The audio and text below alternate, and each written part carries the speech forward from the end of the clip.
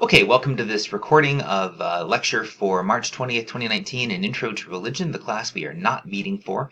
So in this lecture, I am going to go over, first of all, various forms of sacred power to give you a paradigm for how to think about the ways that religions imagine the supernatural, and then we're going to talk about how that might apply to Haitian voodoo. So I would expect you to listen to this lecture first, then do the reading that is assigned for today, and then take an attempt at the assignment that is posted on D2L. If you have any questions, don't hesitate to email me. I'll get back to you as soon as I can.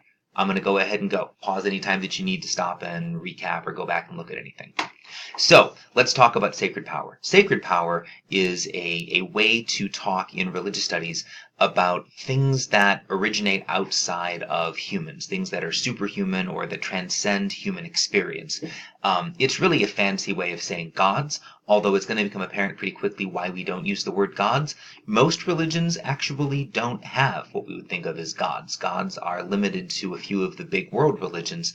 But many religions have other ways of imagining sacred power. So I'm going to give you a list of 7 different ways that religions imagine sacred power, and then ask you to think about where voodoo would fit into that. So first of all, spirits, ancestors, and totems. Many cultures in the world, particularly many indigenous cultures throughout the world, venerate spirits, ancestors, or totems. So spirit is a generic term for any source of power that exists outside of the human self, outside of human culture.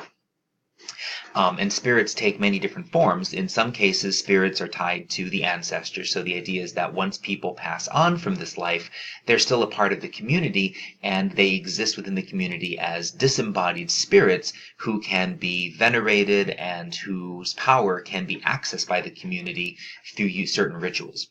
Totems refer to animals or other kinds of symbols that have power for a particular community. They're often regarded as the first ancestor or the source of the community's power. Oftentimes, relatively small communities will have totems or will venerate spirits.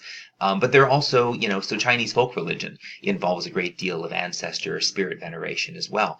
So that is one form, spirits, ancestors, totems. A second form of sacred power, gods and goddesses.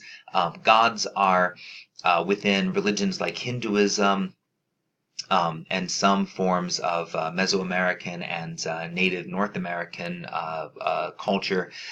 Gods are worshipped as also classical so-called pagan religion of ancient Greece, ancient Rome, ancient Mesopotamia, involve the veneration of certain gods who are people like us in the sense that they have emotions, they have relationships, they have narratives tied to them, myths we would call that, but they are also not like us in that they are superhuman and they are generally thought to be either immortal or at least very, very hard to kill. So the god you see here, this is the Hindu deity Ganesh, the god of prosperity, remover of obstacles, and so on.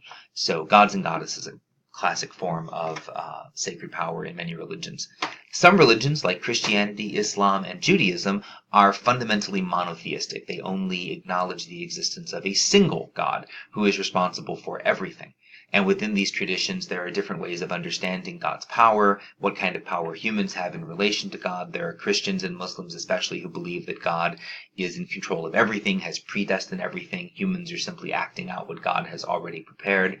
Other Christians, other Muslims, other Jews believe that God allows humans free will and that humans have some power in relation to God.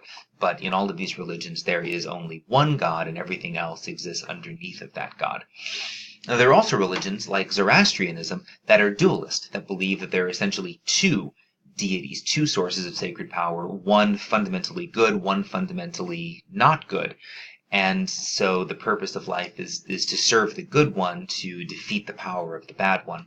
Now, Christianity is not dualist in its classic formulation. God is sovereign over all things, and Satan, the devil, is a creation of God's who has rebelled against him. But in the practice of many Christians, God and Satan are seen as almost co-equal enemies, and to be a good person is to serve one and not the other, to serve God and not the devil. So there can be distinctions between popular and professional forms of religions. There are some religions that practice a form of pantheism, where literally everything is thought to be God in some way or another.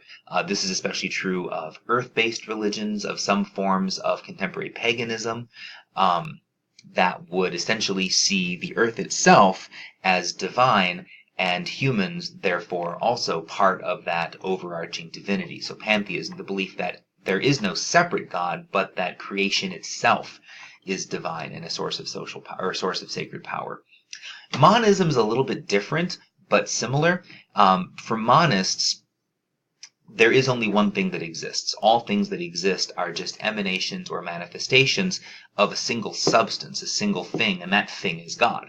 So or not God, but is the source of sacred power. So for Taoists, for Taoism, the East Asian religion of Taoism, everything is suffused with a sacred source of energy. Think about Star Wars, the Force. That idea actually derives from monism, from Taoism.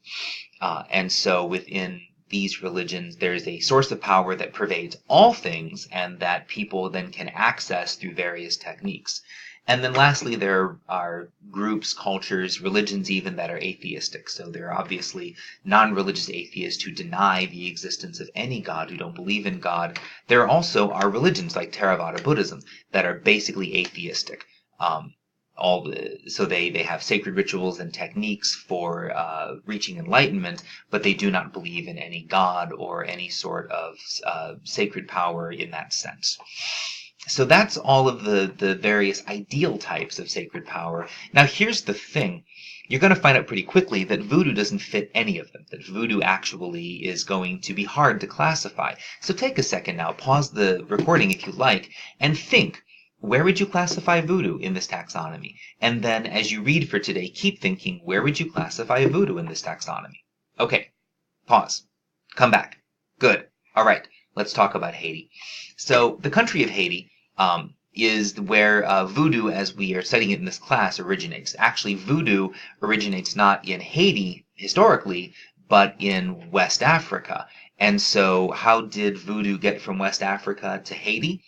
How do you think? It got there on slave ships. When European colonists took over the island of Hispaniola and it was divided between the Spanish and the French controlled the side of it that is now Haiti, and they brought in large numbers of Africans to work on their plantations. They also enslaved and in many cases murdered the indigenous Taino tribe that had been living on that island before they arrived. So Haiti was originally populated by a few French masters and a lot of North African slaves or West African slaves. Eventually, shortly after the American Revolution, the slaves in Haiti revolted, overthrew the French, and took Haiti over for themselves. And so the religion that had already come to exist in colonial Haiti and that became essentially the national religion of Haiti was voodoo.